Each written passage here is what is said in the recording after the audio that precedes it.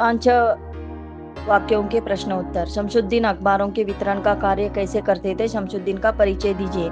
यहाँ दोनों प्रश्नों का उत्तर एक ही है। शमसुद्दीन कलाम के चचेरे भाई थे। रामेश्वरम में अखबारों का एकमात्र वितरक थे।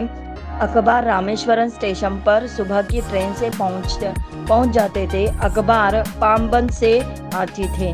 अखबार एजेंसी को अकेले शमसुद्दीन ही चलाते थे। अखबारों की जुमला 1000 प्रतियां बिकती थी। जलालुद्दीन कलाम को किन किन विषयों के बारे में बताते थे? कलाम को जलालुद्दीन ने नई दुनिया का बोध कैसे कराया? जलालुद्दीन ने कलाम जी को बाहरी दुनिया का बोध कैसे कराया?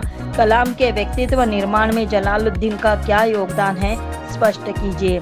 इन सभी प्रश्नों का उत्तर एक ही है। जलालुद्दीन ने हमेशा कलाम को शिक्षित व्यक्तियों, वैज्ञानिक खोजों, समकालीन साहित्य, चिकित्सा, विज्ञान की उपलब्धियों के बारे में बताते रहते थे।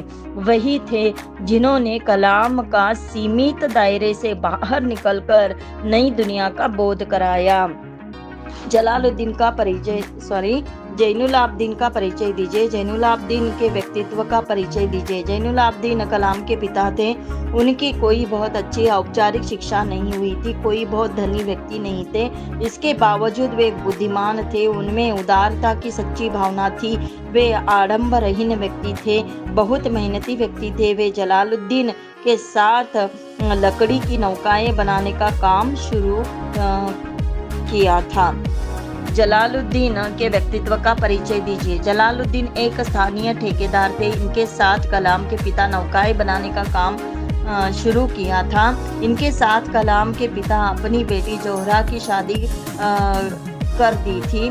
पूरे इलाके में सिर्फ वे अंग्रेजी में लिख सकते थे और पढ़ सकते थे। इनके बराबर शिक्षा का स्तर किसी का भी नहीं था।